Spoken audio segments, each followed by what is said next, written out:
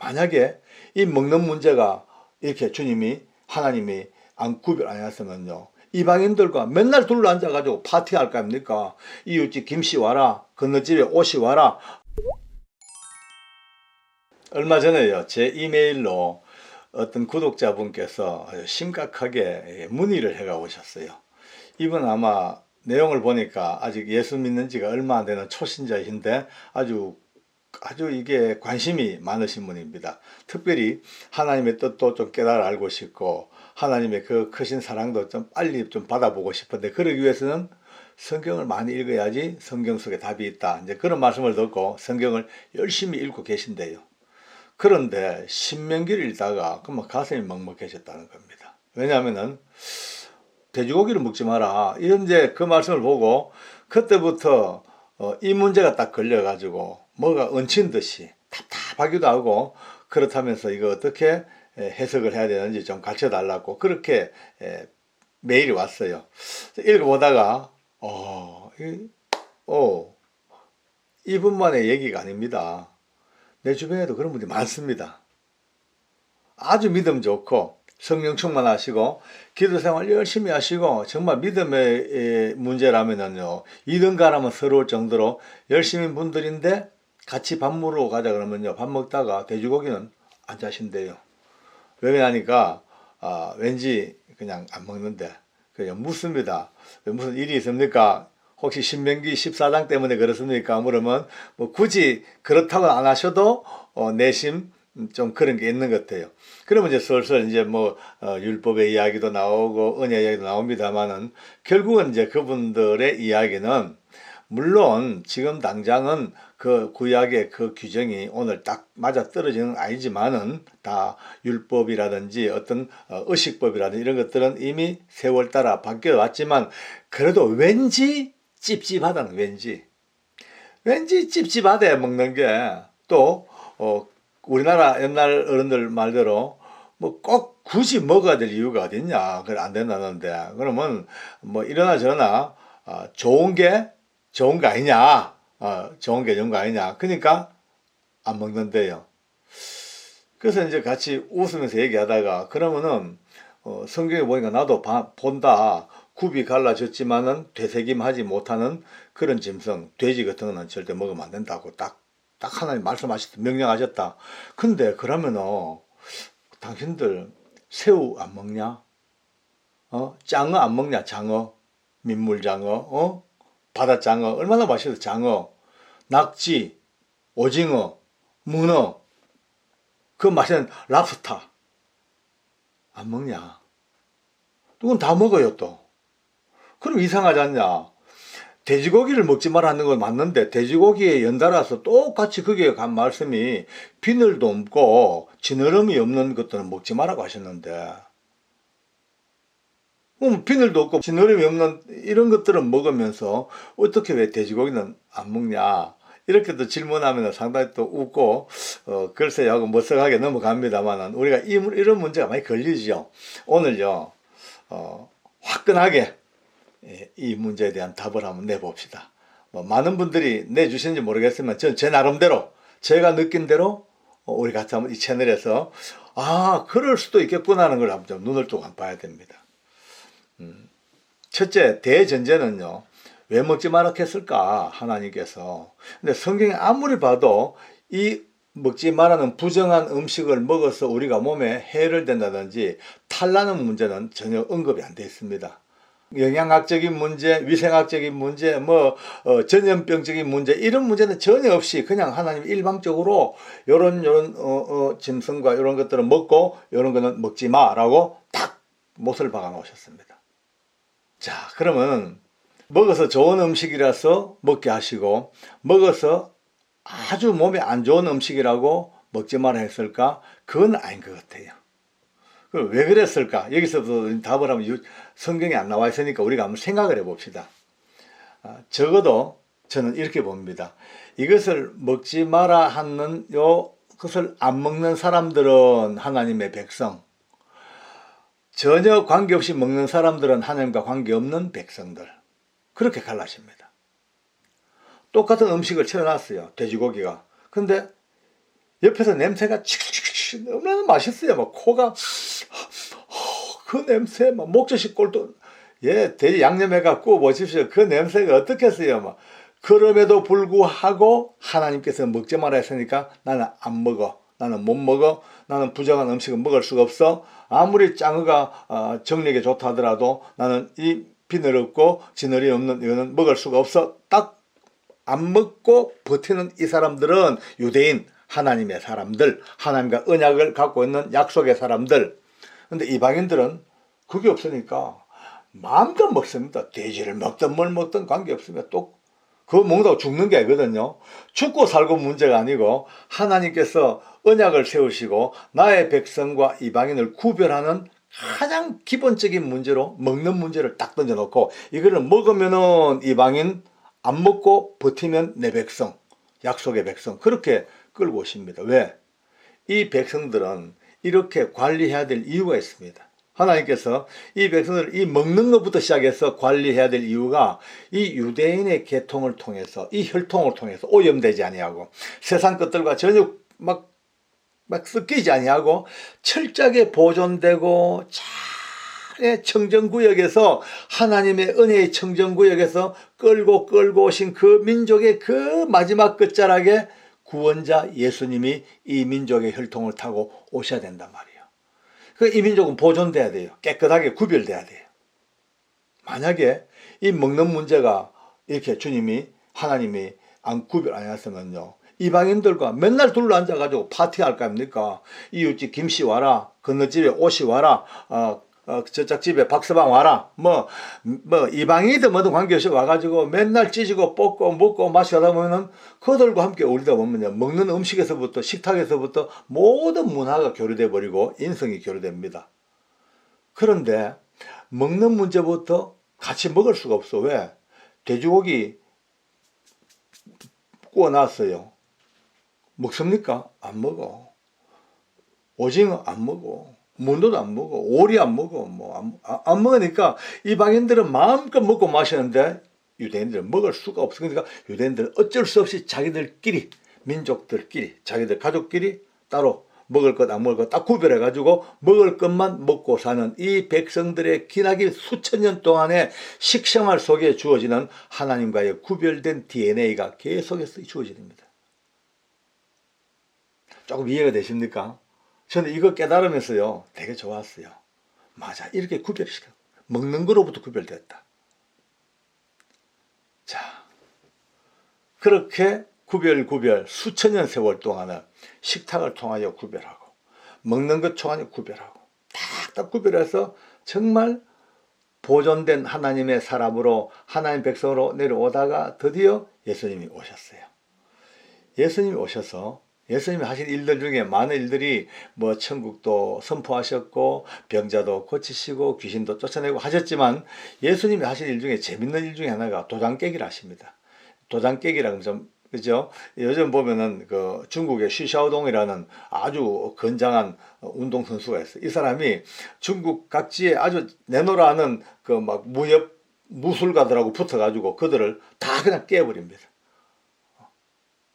도장 깨기 하듯이 예수님도 깨기를 하셨어요. 뭘 깨냐? 율법 깨기를 하셨더라고요. 율법 깨기.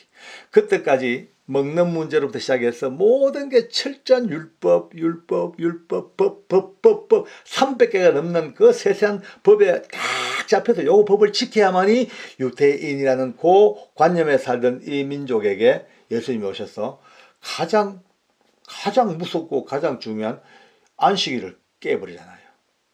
안식일날 아무것도 하면 안 돼. 가만히 있어야 돼. 쉬어야 돼 그냥. 근데 예수님이 안식일날 병자를 고치시고 막 하니까 난리가 났습니다. 고소하니 뭐니 하니까 예수님 하신 말씀이 드디어 율법 깨게 하십니다. 율법이 왜 있냐? 율법이 그거 지켜가지고 이게 아니다. 율법이 있는 이유는 안식일이 있는 이유는 사람 살리라는 거야. 살려. 사람을 살리려고 하는 안식일이지 사람을 죽이는 게 아니다. 아무것도 안 하는 게 안식일이 아니다. 사람을 살리는 게 안식일이다. 그러고 안식일날 병자를 막 고쳐버리잖아요. 깨는 거예요. 성전, 그 거룩한 성전 들어가서 전 벌벌 떨고 전 법에 따라서 했는데 거기에 노끈으로 그냥 채찍 만들어가지고 막 저 패면서 그냥 강도에 구를 만들었다고 막. 예. 그들의 율법이 있다면 거기서는 어떻게 장사하고 어떻게 다 법이었는데 그 법을 깨버려요. 그렇게 법을 깨고 하던 예수님께서 드디어 큰 거 하나 깨시는 것이요. 먹는 문제를 깨버립니다. 밑바닥을 지진처럼 후루룩 흔들어 버립니다. 물론 뭐 돼지고기 얘기는 아닙니다만은 통틀어 말씀하시기를 너희들 입으로 들어오는 게 먹는 게 더러운 게 아니요. 돼지고기 묻다고 더러운 게 아니고 오리고기 묻다고 더러운 게 아니고 뺨장어 먹고 말이지 새우 먹고 낙지 먹었다고 연포탕 먹었다고 더러운 게 아니요. 나오는 게 더러운 거요. 쉽게 말해서 먹는 문제로 가지고 이제 더럽다 말다 하지 말라는 밑에 밑바닥을 팍 흔들어 놔 버렸어요. 근데 이 흔들어 놓은 밑바닥을 타고 놀랍습니다. 가장 우리의 호프 열혈분자 열심당원 베드로 선생님이 하나님의 은혜로 드디어 예수님을 전하는 일꾼대가 막 한데 어느 날 기도 중에 환상을 봅니다. 하늘에서부터 큰 보자기에 짐승들이 버글버글버글한데요. 온갖 네 발 달린 짐승들, 땅에 기대있는 것들, 하늘 나는 것들. 그러니까 이 율법의 신명기 14장에 먹지 말라는 것들이 다 들어있는 거예요. 돼지도 들었고, 오리 들었고, 정갈도 들었고, 낚시, 오징어, 먹는 게 나와서 갑자기 목이 좀 끔찍합니다만은. 예, 뱀장어부터 시작해서 랍스타까지 버글버글 꽉 들었단 말이에요. 그러니까 하늘에서 소리가 나서 베드로에게 너 그거 먹어라. 그러니까 그 당시만 하더라도 베드로의 의식 속에는 절대 먹어서 안 됩니다. 돼지고기 입에도 대면 안 됩니다. 지느러미나 비늘 없는 거는 손도 못 댑니다. 그게 조상 대대로 이런 핏줄의 DNA인데 못 먹죠. 그러니까 나는 지금까지 속된 건 먹은 적이 없습니다. 라니까 하나님께서 말씀하십니다. 친히 말씀하시기를 내가 깨끗하다 한 것을 네가 속되다 하지 마라. 이야, 여러분요. 드디어 하나님은요, 음식을 가지고 온 이방인들을 향한 구원의 메시지가 이방인들 지금까지 돼지고기 먹고 이거 먹고 저거 먹고 전혀 구별되지 않고 살던 그 더러운 이방인들, 멸망받아 마땅한 그 이방인들마저도 하나님께서 내가 깨끗하다 했는데 네가 왜 더럽다 하냐. 자, 여러분 뭔가 이제 번쩍 눈에 띄지 않습니까? 지금 우리가 지금까지 본 거는요, 돼지고기 먹어 마라, 이거 먹어 마라, 이거 먹는 게 맞아 안 맞나, 율법이 맞나 안 맞나, 옛날 율법이 어떻고 지금 어떻고 이거 따질 게 아니고 하나님은 먹고 안 먹고 이 문제보다도 이미 그 당시까지만 하더라도 예수님이 오시기 전까지 이방인과 구원의 백성으로 딱 갈라졌던 세계의 모든 이 인류의 이 편을 드디어 예수님이 오심으로써 다 그냥 깨 없애버리고 도장 깨게 하듯이 다 없애버리고 이방인과 모든 유대인들 할 것 없이 모두가 다 예수 안에 있는 자들은 깨끗게 하시는 하나님의 선포가 오늘 이 더러운 짐승들을 통하여 나타났습니다. 돼지고기 먹냐 안 먹냐 지금 이것 가지고 따지고 얼마나 우리가 아주 눈을 열뜨고 보는 거예요. 좀 더 멀리, 조금만 좀 멀리 보면, 돼지고기 문제가 아니고, 구원의 이야기다, 구원의 이야기. 온 이방인들, 정말 벌레보다 더 못한 이방인들까지도 구원하시겠다는 하나님의 그 구원의 메시지가 이 돼지고기 속에 들어있다는 것을 깨달아야 됩니다. 저는 더 놀라운 걸 오늘 봤습니다. 오늘 이 영상 준비하면서 성경도 보고, 책도 보고 하다가, 신명기 14장에서 생각도 못한 걸 봤습니다. 늘 맞는 성경인데 왜 그래 안 보였을까요? 이 모든 먹으면 되고 먹으면 안 되고 되고 안 되고 이렇게 말씀하시고 마지막 끝에 살짝 그러나 스스로 죽은 짐승, 스스로 죽은 어쨌든 덫에 치였든지 아니면 나이가 많아 죽었든지 어쨌든 죽은 짐승이 하나 있어요. 그럼 그 짐승은 유대인들 너 먹으면 안 돼. 더러워, 부정해, 먹으면 안 돼. 절대 안 돼요. 안 되는데 어떻게 말씀하냐? 그러나 그 짐승을 너희 성중에 거하는 객들에게는 먹여도 좋다. 객들, 이방인들, 지나가는 과객들, 다른 나라 사람들, 너 유대인들 너 먹으면 안 돼. 이거는 절대 먹으면 안 되는 거 정해놨어. 그리고 그 이방인들에게 팔아도 좋아. 고기 팔아도. 하나님께서 말이죠. 똑같은 고기인데 유대인들이 먹지 못하게 하시고 이방인들은 팔고 먹여도 좋다고 말씀하시는 거예요. 고기 자체에 문제가 있는 게 아니다 이거예요. 고기 자체가 더럽고 추하고 뭐 썩고 식중독 걸리고 이 문제가 아니고 왜 하나님께서 이방인들 식중독 걸려 죽으라고 주라겠어요? 아니거든요. 왜냐? 이 고기 하나를 가지고 하나님의 백성답게 살 거냐 아니면은 법이 없는 이방인처럼 살 거냐 이 문제를 놓고 얘기하는 거지요. 근데 그 모든 구별된 그것이 예수님이 오셔서 모든 것이 다 깨끗하다. 예, 입으로 들어가는 게 다 이게 더러운 게 아니다. 라고 먹는 문제에 있어가지고 모든 경계선을 허물어 떨어버렸고 베드로를 통하여 다시 한번 더럽니 부정하니 못 먹니 하는 이 모든 것들이 이제는 하나님께서 모든 이방인들까지도 깨끗게 명령하신 예수의 피로 말미암아 깨끗게 하신 이 은혜가 주셨기 때문에 이제는 이 문제 드디어 짐승을 통해서 먹는 걸 통해서 구원의 온 열방에 흘려 퍼진 은혜를 우리에게 선포하신 거예요. 자유롭습니다. 돼지고기 일부러 잡술 거 없지만은 마음껏 맛있게 잡수십시오. 관계없습니다. 뭐 잘 잡순 거 뭐 아까 말이죠. 뭐 비늘 없고 지느러미 없는 문어 뭐 오징어 낙지 장어 많이 잡수십시오. 그걸로 마음의 부담 가지고 전혀 없습니다. 구원은 그런 것이고 하나님의 은혜는 그런 것이었고 예수님의 오심은 그런 거였습니다. 율법이 폐해진 게 아니고 완성되어지는 그 놀라운 축복을 오늘 우리가 돼지고기를 통해서 배웠습니다. 제게 메일 주신 분 이제 마음에 답답한 거 다 내려뿌리고 편안한 마음으로 성경 읽으시면서 주님의 끝없는 사랑 모든 열방과 모든 세상 가운데 지금까지 하나님이 갖고 왔던 유대인의 그 정통성과 이방의 모든 것들이 다 깨어져 버려서 하나가 되어지고 너와 내가 없는 예수님 안에서 주어지는 위대한 구원 한 톨도 서로가 차이가 없는 완벽한 그 구원의 은혜를 오늘 받고 사는 여기에 감사하고 영광을 돌리길 바랍니다. 일전에 장례식장에서 절을 하는 것이 어떤 문제가 있냐에 대한 내용으로 영상을 한번 올려드렸습니다. 그랬더니만 많은 분들이 관심을 가지시고 또 열띤 논쟁도 또 벌어지기도 하고 그랬습니다. 그런데 그 영상에 그 많은 분들이 댓글이나 또 이메일로 보면은 제사 음식에 대해서는 어떻게 생각하냐 여기에 대해서 제사 음식을 먹어도 되냐 안 먹어도 되냐 이런 문제들 때문에 질문을 해 오셨습니다. 근데 예전 영상에 이미 이 문제는 아마 약간 언급을 했을 것으로 알고 있습니다만은 그러나 오늘 다시 한번 이 흐름 속에서 완벽하게 한번 정리를 제 나름대로 해보도록 하겠습니다. 역시 이런 문제도 찬반 양론으로 딱 나누어집니다. 제사 음식 관계없다. 뭐 그래 그걸로 따지냐. 이런 분들이 계셔요. 특히 믿음에 확실한 분들이 이런 분이 들어들 계십니다. 뭐냐면 이런 거거든요. 입으로 들어가는 게 그게 뭐 더럽냐. 나오는 게 더럽지. 모든 걸 감사함으로 먹으면 다 되는 거지. 뭐 그렇게 따지냐. 이런 분들도 많이 계시고요. 또 제사 안 지내면 됐지. 제사 음식 그거 가지고 괜히 시비 걸 필요 뭐 있냐. 이런 분들도 계십니다. 하물며 성경에서 이래 기록된 말씀들을 인용하시기도 합니다.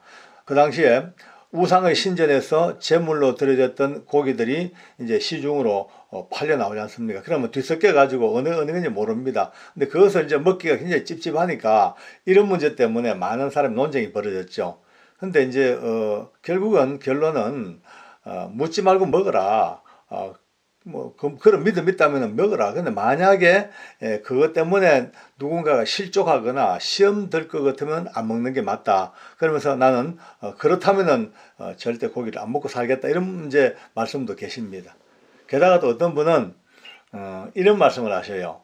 제사 음식을 먹고 안 먹고 때문에 얼마나 가정에 문제가 많이 생기냐. 싸움도 생기고 서로 갈등하고 반목하고 불화하고 말이지. 왜 그렇게 하냐. 그러면서 성경 말씀을 또 인용을 하셔요.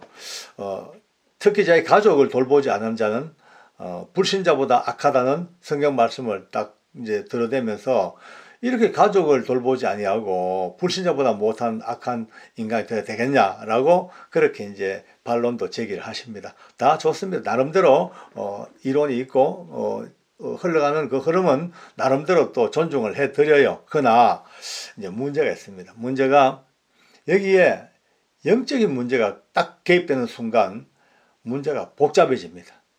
이게 이제 문제입니다. 영적인 문제가 개입 안 된다면요, 이런 거 신경 쓸 것도 없습니다. 제사가 그냥 아무 의미 없이 그냥 하나의 형식, 하나의 모양, 하나의 의식, 그런 전통이라면 무슨 문제가 되겠습니까마는, 그러나 죄송하지만 무서울 정도로, 처절할 정도로 민감한 문제가 개최됐단 말이에요. 좀 직설적으로 얘기를 해볼까요? 제사와 관계된 많은 것들, 또 특히 음식들, 제사 음식들, 이런 것들 관련해 가지고 온갖 잡귀신들의 놀이터, 운동장 놀이터. 예. 특히 제사법에 대해서는요, 상당히 좀 깊이 들어가 봐야 됩니다. 심지어 여러분 무속신앙 있죠? 무속신앙 하는 분들도, 아주 용한 분들은요, 이 제사법에 대해서 굉장히 좀 가리고 있습니다. 어쩌면 아주 흉측한 죽음을 죽은 사람들, 예를 들어서 자살했든지 아니면 아주 뭐 비명행사했든지 아니면 처참하게 그렇게 돌아가신 분들의 제사 음식은 절대 입에 대지 말라고 무속인들이 굉장히 위험하다는 거예요. 그게 그 제사법 속에 담겨 있는 그 흐름 자체를 벌써 이들 아는 거예요. 아니까 절대 먹지 마라 그래.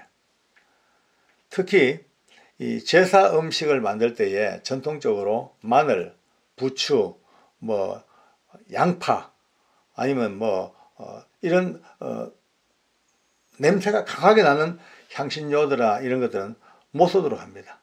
왜냐하면 이것이 그냥 차려놓은 음식 같으면요, 뭐를 해다 마늘 장아찌라도 관계없죠. 그러나 이미 영적으로 연결된 부분이 있기 때문에 악신들이 이 음식과 연결된 부분에 있어서 가장 싫어하는 것이, 귀신들이 이런 향신료가 강력한 이런 것들을 되게 안 좋아한다는 거예요. 그러니까 이미 이 문제까지도 이미 깊이 들어와 있는 겁니다. 그러니까 보통 사람들은요, 자기 조상의 영이 제삿날 제사에 와서 그 차려놓은 정성스러운 제사 음식을 먹고 간다 하는 그들의 말에 보통 사람들은 아무 부담 없이 그냥 믿어버립니다. 그런 줄 알고 삽니다. 그러니까 효성으로 제사 지내고, 안 지낼 수가 없죠. 안 지내면요, 불효니까. 근데 실제로 효성으로 또 효심으로 제사를 한다고 하지만 실제로는요, 알다시피 다 알지 않습니까? 우리 조상의 영이 거기 오는 게 아니거든요. 아닙니다. 전부 다가 더럽고 사악하고 교묘한 귀신들이 조상의 탈을 쓰고 조상의 이름을 딱 가장하고 조상들의 표정과 조상의 삶의 모든 걸 다 알고 있으니까 그걸 그대로 덮어서 와가지고 자기들이, 이 잡귀들이 조상인 척하고 앉아서 그 후손들의 경배와 절을 다 받아먹고 있는 거예요. 근데요, 여러분, 제 생각입니다만은 아마 용한 무속인들도요, 알 거예요. 아마 아는 사람 많이 있을 거예요. 조상 하는 이 귀신들이 결코 조상의 영이 아니고 이 조상의 영을 가장한 더러운 잡신들이라는 것을 아는 사람이 들어도 있을 겁니다. 왜 없겠어요? 있죠. 저도 아는데 왜 모르겠어요. 근데 아마 이 불편한 진실을 깨놓지는 못할 거예요.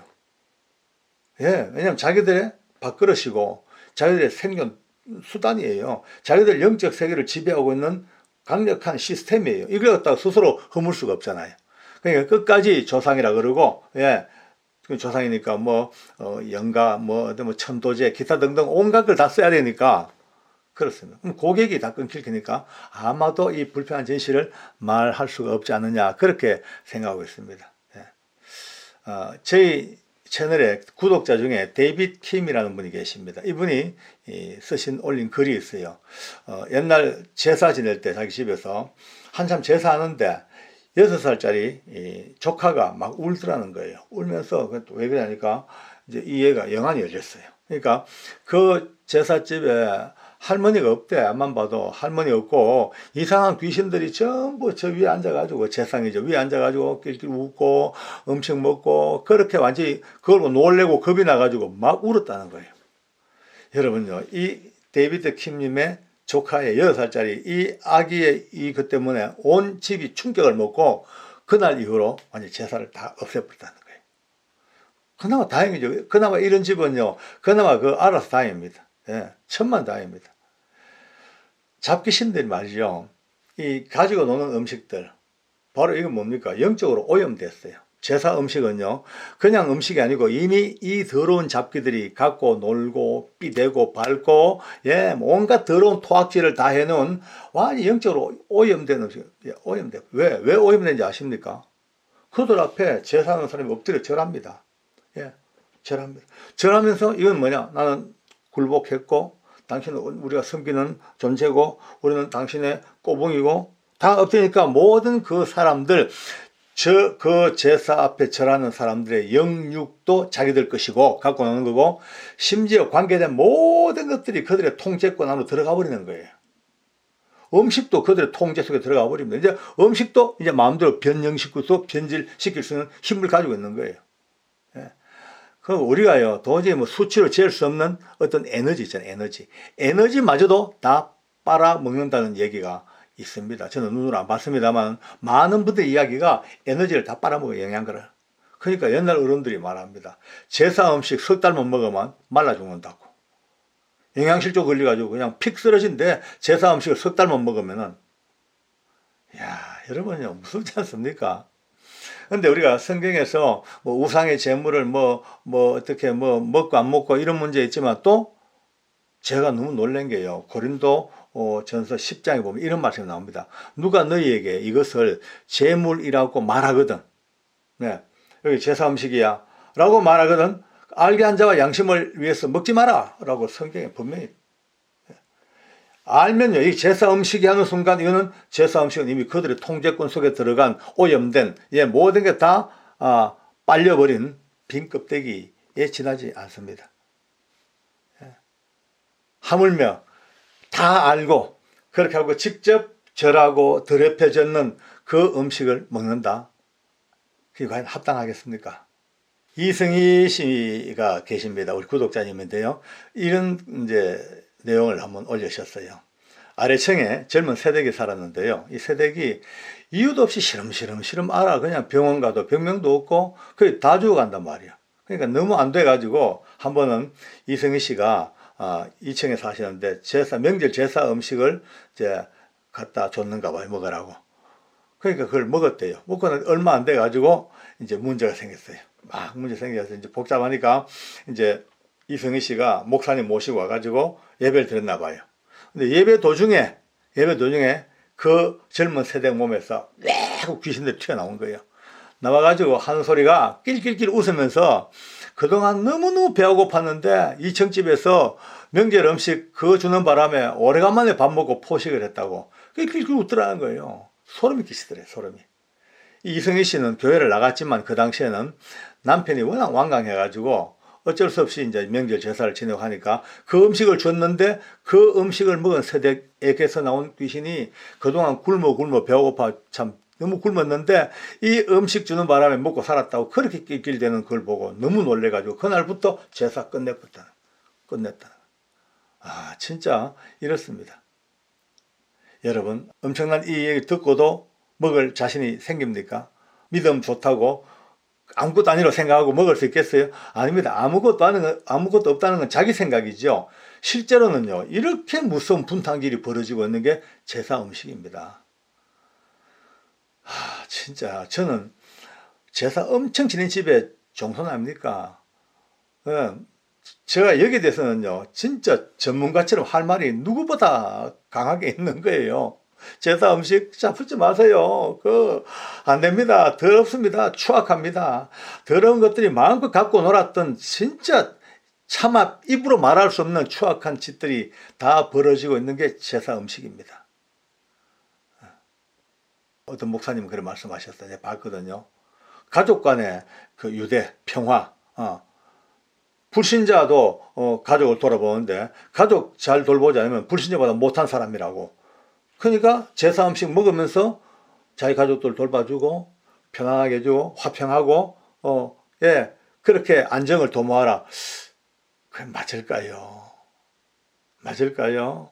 온 가족이 전부 다 더러움에 가득 찬 더러운 것을 먹으면서 그 오염된 것을 먹으면서 아닐 겁니다. 적어도 제가 아는 한 불신자보다 악한 자기 가족을 돌아보지 아니하는 사람은 누구냐?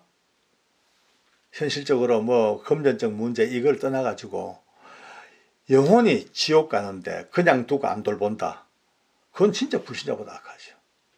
지금 가장 중요한 것은 일시적인 평화가 문제가 아닙니다. 우선 제사밥 같이 먹고 끼리끼리 웃으면서 평화. 그 평화가 진짜 평화가 아니죠. 그건 더럽고 추악한 평화입니다.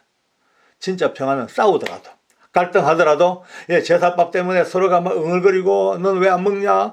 예수쟁이 네 예수 믿는다고 해서 벨라냐 하고 할지라도, 꾸중을 듣든, 두드리 맞든, 어쨌든 그 고비 넘어가 눈물로 간구하고 기어이 어느 날 그 가족들이 알았다 맞다 하고 예수님 앞으로 돌아와서 신앙으로 눈을 떠서 이건 아니야 하고 진리의 세계, 은혜의 세계 속에서 같이 살아 하늘나라 천국 가는 이것을 만들어주는 것이 가장 가족을 돌보는 것이지. 난 그렇게 생각합니다. 더러운 것은 모양이라도 버려라. 성경이 말씀합니다. 더러운 거 모양도 버려라. 많은 분들이 제사 음식을 먹어야 말아야 이렇게 물어옵니다만은 그 이미 답은 나왔습니다. 먹을 이유가 없습니다. 굳이 왜 먹습니까? 이런 믿음이 없다 하더라도 안 먹는 게 없습니다. 굳이 먹어야 될 이유가 없습니다. 귀신에게 바쳐진 제사를 그 음식을 왜 먹습니까?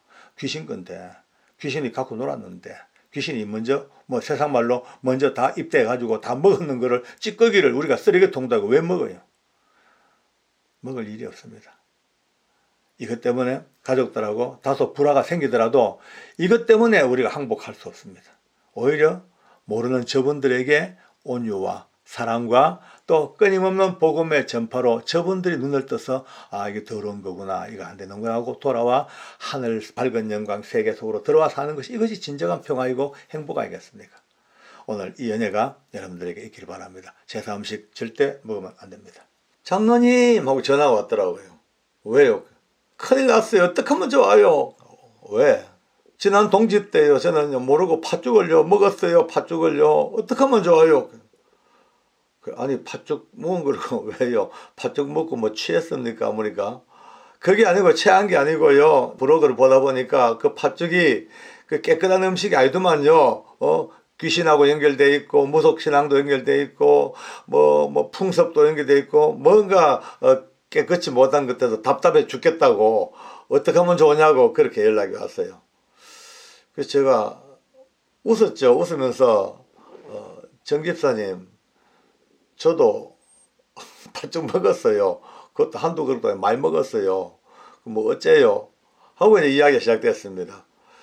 몇 마디 이제 쭉 이야기를 하다가 전화를 끊고 생각해 보니까 참 세상에 참 민감하게 사는 분들이 참 많구나. 그런 생각도 새삼하게 되었습니다. 우리가 인간 세상 사는 거 물론 민감하게 살아야 되죠. 근데 민감이 도가 지나치면요 자유를 잊어버리고 이렇게 복잡하게 해요. 영적인 세계도 깊이 알긴 알아야 돼. 그러나 너무 깊이 깊이 들어가서 범사에 그냥 이래보면 그때부터 이 자유를 잃어버리고 경계선이 희미해져 가지고 이쪽 세계인지 저쪽 세계인지 이렇게 헷갈릴 수가 참 많습니다. 그래서 하나님께서 우리에게 준 선물이 뭐냐면 지성과 인성과 인격을 주시고 상식을 주시고 신앙도 때로는 상식선이 잘 지켜지는 선에서 봐야 되고 물론 다 하나입니다. 때로는 상식을 뛰어넘는 신비한 세계가 있습니다만은 거의 이 균형을 맞춰야 되는데 그래서 생각하다 보니까 의외로 또 이런 생각을 가진 분도 계시겠다 싶어서 이제 오늘 이렇게 여러분들하고 동지 팥죽에 대한 이야기를 좀 해보고자 합니다. 왜냐하면은 내년에도 동지가 돌아오고 또 내년도 팥죽을 먹어야 되니까 오늘 거기에 관련된 이야기를 좀 재미있게 한번 해봤으면 좋겠습니다. 근데 이 동지가 알고 보니까 우리나라에만 있는 풍습이 아니거든요. 이미 오랜 세월 전부터 전 세계 도처에서 이 동지를 특별한 날로 인식을 하고 아주 중요한 이제 가치를 둔 날이 동짓날. 동지는 긴 밤이 오다가 오늘 이 동짓날이 되면 최고 밤이 길었다가 이제 그 다음 날부터는 이제 밤이 짧아지고 조금씩 낮이 길어지는 시간. 이게 이제 동짓입니다. 그러니까 고대 사람들은 이 동짓날을 너무 신성시하게 보게 될 수밖에 없는 것이 무섭고 캄캄한 어둠의 밤 기운이 점점 이제 최고조로 갔다가 그날부터 그 다음 날부터는 점점 밤의 세력이 힘을 잃고 낮의 세력, 그러니까 태양의 세력이 힘을 얻는, 그러니까 태양의 부활절이 동짓날로 그렇게 봤다는 거예요. 그러니까 이 날은 되게 그들에게 신성한 날이죠.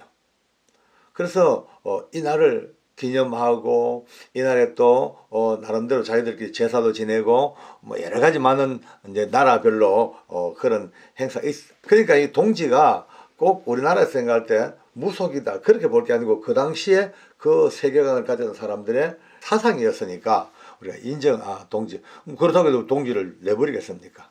근데 이제 동짓날 이날은 옛날부터 서로 원수된 사람들이 또 모여서 또 화해도 하고 또 맛있는 음식도 갈라먹고 또 빚진 것도 갚아주기도 하고, 왜냐하면 이제 이 동지가 곧 다가올 신년에 대한 예비 동작, 작은 설, 이 지금 곧 새해를 맞는 그 기쁨을 미리 예행 연습을 하는 그런 날도 될 수가 있다는 것이 바로 동지의 의미라고 우리가 볼 수가 있습니다. 팥죽을 먹죠. 동짓날. 팥죽 먹는 유래도 뭐 아는 분은 많이 아실 겁니다. 그것도 또 재밌어요. 지금부터 한 200년 전, 예수님 오시기 한 200년 전이죠. 주나라를 지나서 이제 진나라가 생겼습니다. 중국이 진나라가 생겼습니다. 이 진나라가 생기면서 그 진시 황제가 통일한 나라 아닙니까? 진나라에 어떤 이제 사람이 살았는데 그 아들이 하나 있었는데 그 아들이 막 개망난이고 엉망진창이라 완전히 하는 짓도 뻘짓을 하고 막 그 사람이 어디 하다가 그 아들이 하필이면 동짓날 죽었대요.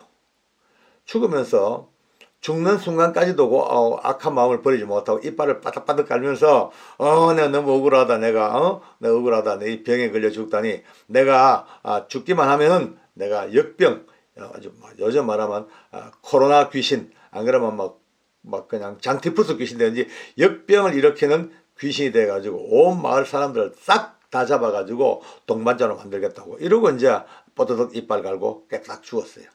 그 아버지가 그걸 듣고 보니까 기가 막히거든요. 분명히 우리 아들 이거 성격이 개떡같고 이거 완전 뭐 방난이가 귀신 되면은 얼마나 심하겠냐 싶으니까 그때 이제 생각하니까 너무 드라마 같은 이야기가 이 아들이 살아있을 때에 그렇게 팥을 보면요 너무너무 싫어했대. 팥만 보면은 막 발발발 떨 정도로. 저는 이해가 됩니다. 왜냐하면은 가끔 복숭아 알러지가 있는 분을 제가 알거든요. 이분은요 복숭아 안 먹고 근처만 나가도 막 숨이 넘어갈 정도로 그 알러지가 심한 분들 있어요. 어떤 특정한 식물, 특정한 과일에 대한 알러지가 있는 분들 있잖아요. 이 아들이 팥 알러지가 있었던가 보죠. 그러니까 아버지가 그걸 이제 기억해내고는 팥으로 죽을 써가지고 온 동네 다니면서 집집마다 문지방에 앞에다가 다 뭐 집집마다 다 그 팥죽을 끓여놨다 뿌렸다는 거예요. 그러니까 아버지 생각대로 이 아들이 귀신이 돼가지고 동네 사람을 잡으려고 왔는데 보니까 자기가 제일 싫어하는 팥이 있으니까 이 집도 못 들어가고 저 집도 못 가고 결국 뺑뺑 돌다가 그냥 도망갔다는 그런 이제 전설 같은 일이 있으니까 그 다음부터 이제 동짓날이 되면은 이 집 저 집 모두가 다 이제 팥죽을 끓여가지고 그걸 갖다가 집 앞에 뿌리고 집 안에 뿌리고 악신을 쫓는다고. 아마 우리 정지사님도 이런 얘기를 들으니까 연관되어 가지고 좀 불안했던가 보죠. 다. 그 이제 습관이 되고 전통이 되고 나라마다 이렇게 문화가 되어버린 거죠. 우리나라도. 근데 저는 이런 얘기를 들으면서 이런 생각이 듭니다. 이거 그냥 지어낸 얘기가 아닌 것 같아요. 왜냐하면은 오늘 이분들 그 중국의 진나라 이 부자의 이야기보다도 한 1000년도 좀 훨씬 전에 저 애굽 땅에 살던 이스라엘 민족들이 드디어 탈출합니다. 근데 탈출 전날 밤에 모세가 양을 다 잡아가지고 양의 피로 문지방과 문설주에 다 바르고, 왜? 그 밤에 죽음의 신이 나타나서 모든 장자를 다 죽이는 그 밤이라. 그러니까 양의 피를 발라놓은 집은 그것이 전부 다 지나가는 거예요. 못 들어가고. 6월절, 그게 6월절이죠. 6월절. 6월절이 5월, 6월, 이 6월이 아니고 아시죠? 6월, 건너뛸다, 점프, 통과, 패스한 날. 그러니까 그 피가 발린 집은 다 패스해서 어느 누구도 죽음의 신이 그 집을 못 들어갔다. 아마 이것이 이미 그냥 1000년 전에 역사였어요.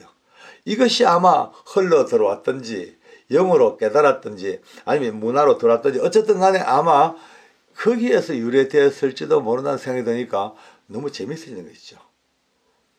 하나님의 백성들이 애굽 땅을 떠나올 때에 죽음의 신을 이겼던 그 건너뛰게 했던 그 피 예수님의 피, 오늘 우리가 말하는 예수님의 피, 그 당시에 6월절 양의 피가 오늘 그 중국 사람들에게는요, 우리 먹는 음식 중에서 이제 파천 붉은색이에요. 피와 연관되는.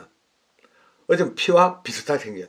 그래서 그 피를 뿌리듯이 팥죽 붉은 피를 붉은 음식을 뿌리는 이것이 어쩌면 그렇게 연결되지도 않았을까 이런 생각이 드니까 괜히 가슴이 뻐근해지고 행복한 느낌이 듭니다. 하나님의 역사는요, 심지어 각 나라의 고대 문화, 고대 풍습 그 속에까지 영향을 미칠 수 있는 능력이 되는 것더라고요. 어쨌거나 그런 동지 팥죽이니까 그거 뭐 그렇게 크게 뭐 관심 가질 거 없지 않습니까? 게다가 서로 아까 말씀드린 서로 화해하고 용서하고 빚도 갚아주고 이런 아름다운 풍습이 있었으니까 오히려 그 동지야말로 우리가 볼 때 좀 좋은 눈으로 선한 눈빛으로 그날 끓여먹는 팥죽은 너무 귀한 거예요. 맛있잖아요. 그리고 팥죽이요, 의사들 얘기를 들어보니까 특별하게 사포닌이라는 영양소가 많이 들었다 합니다. 이 사포닌은요, 우리 혈관의 청소 역할을 하는데, 청소부. 혈관 비누, 혈관 세제, 찌꺼기 싹 다 끄집어내고 콜레스테롤도 다 제거해주고 너무 좋은 식품이고, 게다가 이 피부도 좀 괜찮나요? 바짝바짝 피부도 좋아진대요. 지난 동지 때 팥죽을 많이 먹었더니만은 좀 바짝거린지 모르겠습니다. 게다가 이뇨 활동을 잘 해준대요. 소변이 잘 안 나오는 분들은 팥죽을 많이 먹으면, 팥을 먹으면요, 소변이 잘 나온대요. 어쨌든 뭐 그거는 이제 뒤에 부수적인 이야기고, 오늘 우리 정 집사님이 이런 어떤 무속 이야기, 토속적인 이야기를 듣다 보니까 이게 팥죽 먹어도 되겠냐 안 되겠냐 막 걱정을 하셨는 그 순수한 마음은 제가 잘 알겠습니다.